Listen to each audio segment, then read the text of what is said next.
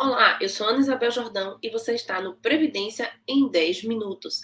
Aqui, diariamente, você é atualizado.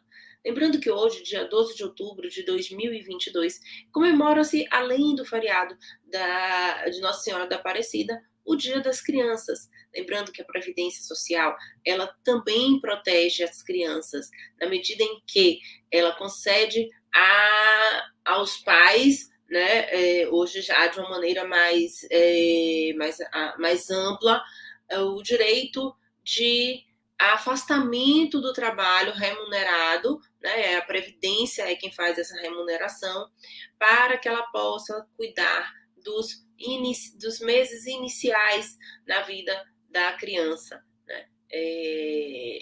De extrema relevância esse benefício previdenciário do salário maternidade, chamado de salário maternidade, que pode sim ser concedido a homens, né, excepcionalmente, nos casos, por exemplo, em que há adoção, nos casos em que há o falecimento da mãe, né, da parturiente, então pode o pai, o segurado, gozar do benefício do salário maternidade. Então, lembrando que a Previdência Social, ela está diariamente, ela está em toda a nossa vida, né? É o nosso seguro social, não podemos nos esquecer. Mas hoje vamos falar um pouquinho, vamos trabalhar um pouquinho sobre uma decisão muito interessante.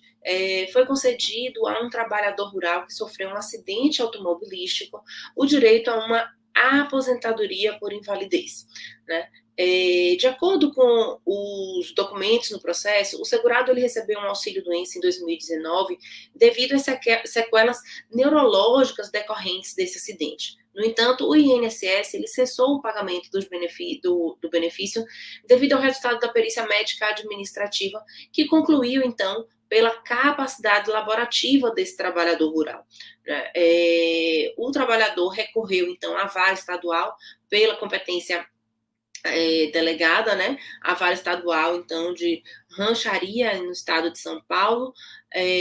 A decisão, a vara acatou o pedido do segurado e determinou, então, a conversão desse auxílio-doença em aposentadoria por invalidez, e o INSS, então, recorre ao Tribunal da Terceira Região, né, postulando que na perícia havia sido atestada a capacidade para o trabalho, né, e solicitava, então, a confecção de um novo laudo judicial.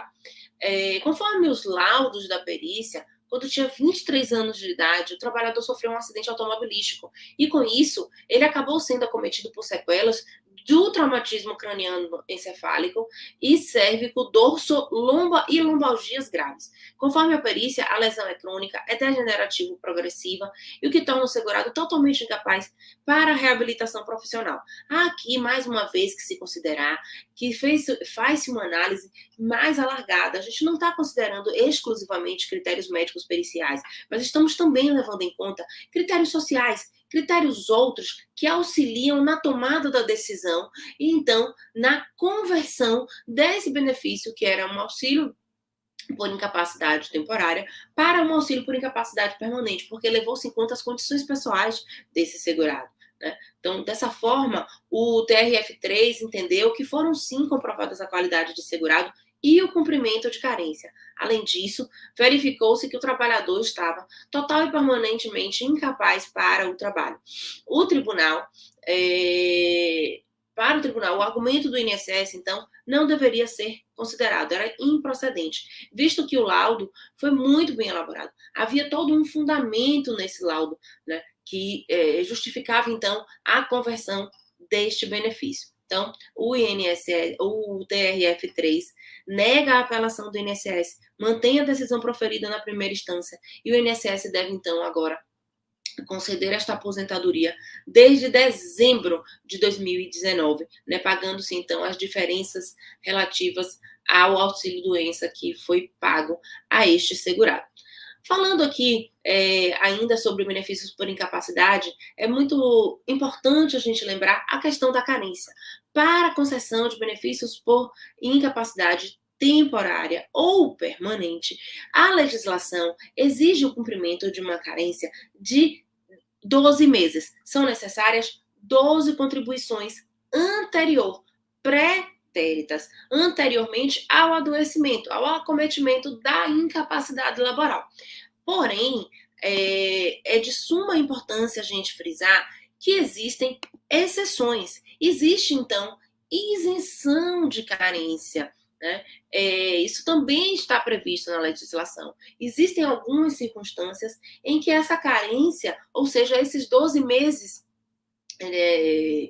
de pagamento de contribuição, 12 meses anteriores, lembrando que a primeira deve ser contribuída em dia, né? Não podemos ter atraso na primeira contribuição, senão essas contribuições elas não serão computadas para efeito de carência.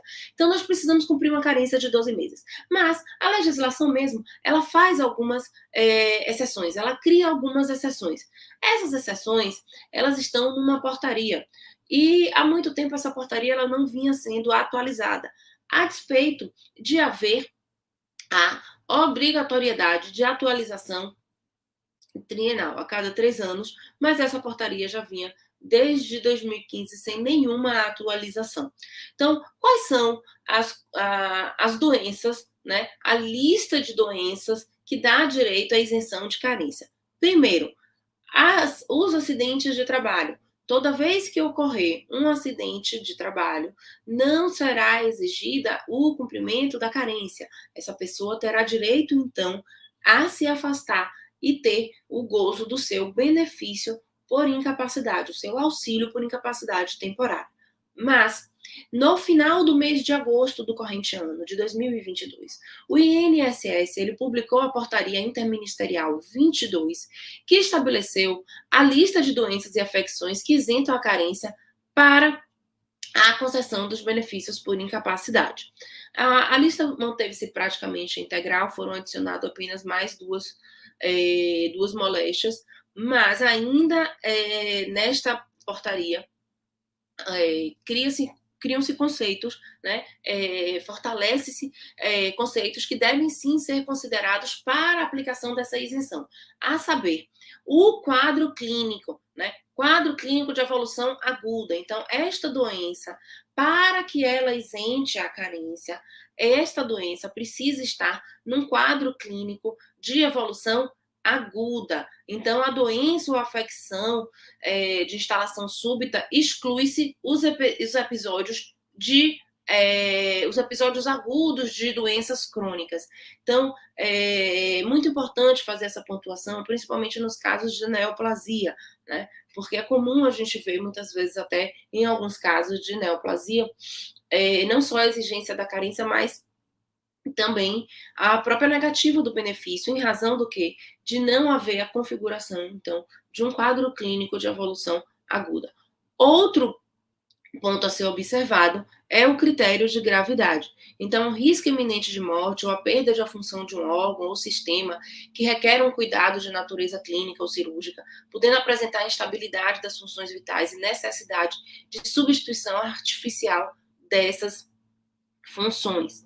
Então, você tem aí também esse critério de gravidade, que pode ser utilizado para restringir na mesma lista, mas pode ser utilizado para ampliar a lista, né? Já que a lei fala, né, a legislação fala, num grande guarda-chuva que são doenças graves. Então, você tem, por exemplo, o entendimento jurisprudencial da Turma Nacional de Uniformização, que concede o benefício sem previsão de carência para os casos de uma gravidez de alto risco, né? Então, você tem aí o alargamento dessa lista. Mas vamos à lista, né? É um pouco extensa, vale lembrar, a tuberculose, a hanseníase, o transtorno mental grave, né, desde que estejam cursando com alienação mental, a neoplasia maligna, a cegueira, paralisia irreversível e incapacitante, cardiopatias graves, né, que aqui entram, doenças de Parkinson, espondilite anquilosante, anelfrasia grave, estado avançado da doença de Paget, síndrome da deficiência imunológica adquirida, a AIDS, contaminação por radiação com base em conclusão de medicina especializada, hepatopatia grave, esclerose múltipla, acidente vascular encefálico agudo, que também é uma novidade, e abdômen agudo cirúrgico.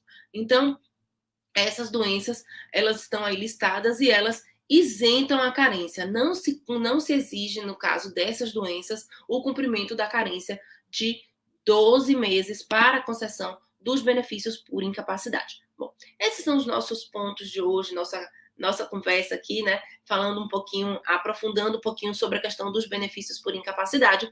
E até a próxima semana, quando a gente mais uma vez se encontra e pode falar sobre as nossas questões do direito previdenciário.